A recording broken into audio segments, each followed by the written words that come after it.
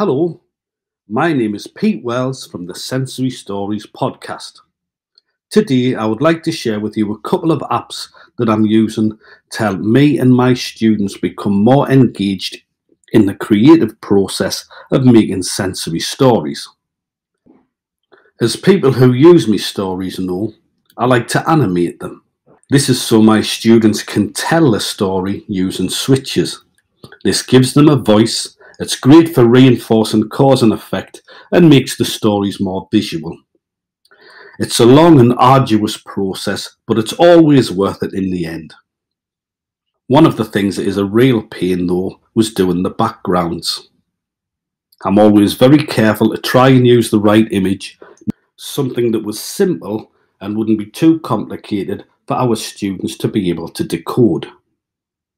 I also needed to stay away from copyrighted images and use images that wouldn't detract too much from the characters, which were usually the most important things. This was a real hassle, and I often just used to resort to doing everything myself. Thankfully, I've recently found a couple of lovely apps that allow me, or more importantly my learners, to create some beautiful backgrounds quickly, simply and easily that really do the job. So today I'm going to tell you about Waterlog and Oil Painter. Waterlog is a lovely little app that allows you or your learners to make really effective looking watercolour paintings from photographs. At the special educational setting where I work, we have loads of students that like taking photographs, and most of them use either switch adapted cameras or a Bluetooth switch with an iPad. The beauty of these watercolour paintings is that it can take quite a busy image and simplify it quite significantly. This can help our students decode the image that's on the screen. In this example, I took my learners to the beach to find some backgrounds for Sheldon Snail's sunbathing session.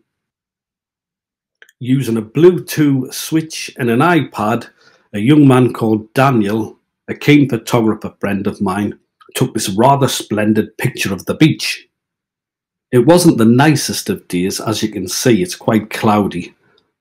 But thankfully, Waterlog makes the gloomiest of pictures look really pretty. So here's how Waterlog works. You simply load up the program and then insert your picture into it, which the program will then automatically and magically turn into a beautiful watercolour painting. If you want, you can up the fidelity a little bit to make it a bit clearer. And depending on the image, this is something I like to do. Once you've got your image, you just export it in the usual way, saving it to your photos, emailing it to yourself, or airdropping.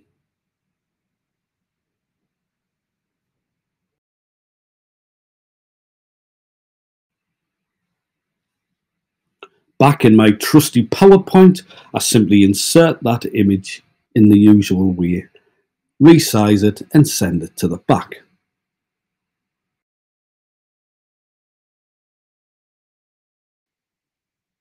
Ta-da! We now have Sheldon on the beach, but not just any old beach. It was the beach that me and my students visited, the beach that they photographed and manipulated, which is great for giving them some ownership of the story, linking the story to the previous learning, and giving them a walloping great shot of self-esteem. It's a win-win situation. Ho-ho! At the beginning of this video, I talked a little bit about wanting to make my characters pop against the backgrounds. And sometimes using the waterlog method can still make things a little bit overly bright and a little bit busy. In this example, I'm going to use it to make a background for my story, Gobbin Hood and his Murray Flem, which takes place in a forest. This gave me and my students a great excuse to jump on the minibus and go to the local park to take photographs of all the beautiful trees and foliage there. Once we decided on which images we were going to use, it was again just a case of popping them into waterlog and turning them into beautiful watercolour paintings. Easy. Again, I simply put it into PowerPoint as a picture, resize it and send it to the back. Gorgeous.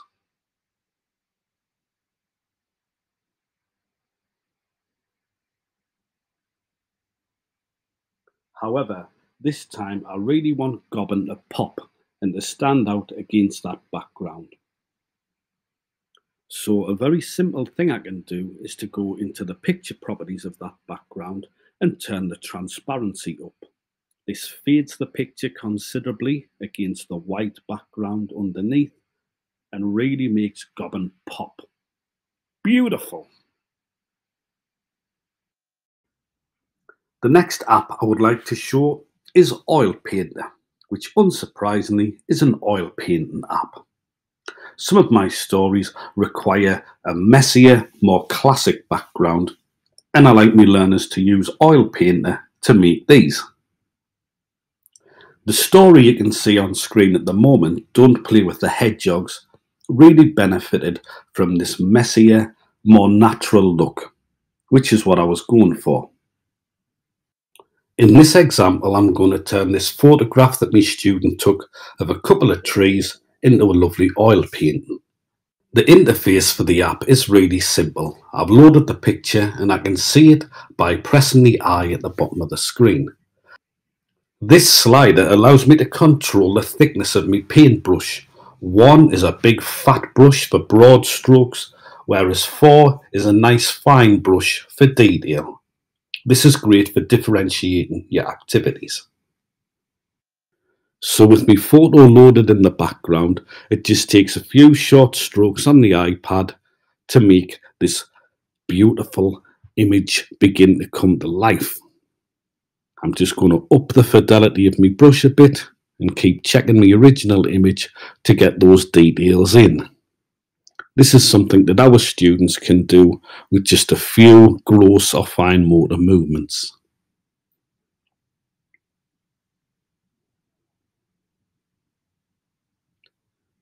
As you can see, I'm using a finer and finer brush until I get the picture that I want. When I'm somewhere near finished, I like to go back to my big fat brush and just dab around the edges to give that really painterly look. This is just a stylistic choice, but I think it works really well. And there it is, beautiful, something that Leonardo da Vinci or Bob Ross himself would be absolutely thrilled with.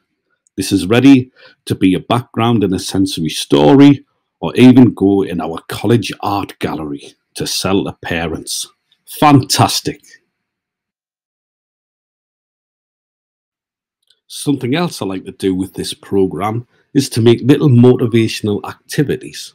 Here I've put a picture that highly motivates one of my learners into the program, and it's up to them to guess what it is.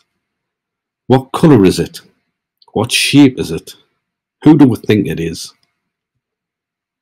Of course, it's SpongeBob SquarePants, but you can put anyone you like in this and come up with a nice little communication and gross motor app that really motivate your students. Remember, just be careful to use images of things that they like. Ugh. So that's Waterlog and Oil Painter, 2 cheap apps available for Android and iPad that my students have found lots of fun and really beneficial. I hope you do too.